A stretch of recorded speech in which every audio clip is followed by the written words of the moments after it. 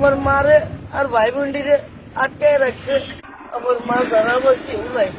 সামান্য কিছু টাকার জন্য মাকে আটকায় রাখছে, এটা কি কোনো সন্তানই সহ্য করতে পারে?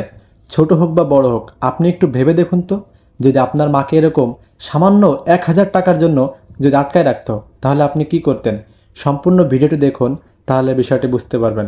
বাড়িওয়ালা আমার নিজে কইছে যেতে গেলে পরে আমি তোর মারে দিলে। রাজধানীতে সবসময় এরকম দু একটা ঘটনা ঘটতেই থাকে, যে একজন বাড়িওয়ালা সামান্য কিছু টাকার জন্য ভাড়াটের সাথে কি খারাপ ব্যবহার, দুর্ব্যবহার করতেছে। আসলে এগুলা কি ঠিক? এগুলার বিরুদ্ধে আমাদের নিজেদেরকে দাঁড়াতে হবে। সামান্য 1000 টাকার জন্য একজন ব্যক্তিকে আটকায় রাখা, এটা কোনো যুক্তিতেই পড়ে না। কে তোমার বস্তায় কে? বাঙালি বাঙালি। ছেলেটি দিনভরে রাস্তায় রাস্তায় ভাঙাড়ি টোকায়, কিন্তু দিন শেষে দেখা যায় তার ভাঙাড়িতে তার সংসার চলে না, তার মাকেই সে সংসারে হাল ধরতে হয়। কিন্তু কোনো এক দুর্ঘটনার কারণে তার মায়ের হাতের একটু সমস্যা হয়, তার মায়ের হাতের একটা আঙ্গুল ছেঁচে যায়। আমার মা এটা ভাঙতো।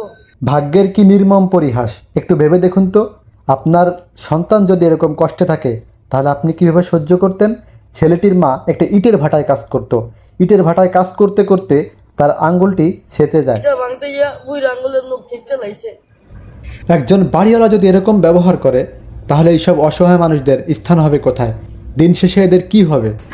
এগুলো দিতে পারতো শুনে দিকা কষ্টে চোখ দিয়ে পানি বেরিয়ে যেতেছে। ছেলেটির প্রত্যেকটা কথা শুনলেই কেমন জানি নিজের চোখ দিয়ে পানি চলে আসছে। মানুষ সবাই টাকা ধরে কিছুই বুঝে না।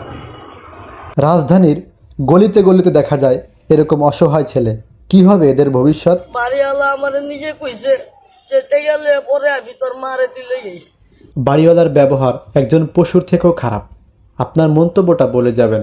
আসলে ছেলেটার সাথে যে ব্যবহারগুলো করা হয়েছে, সামান্য 1000 টাকার জন্য তার মাকে, তার বোনকে, তার ভাইকে আটকিয়ে রাখছে, এটা কি একজন বাড়িওয়ালা হিসেবে সে ঠিক করছে, নাকি তার ভুল হয়েছে?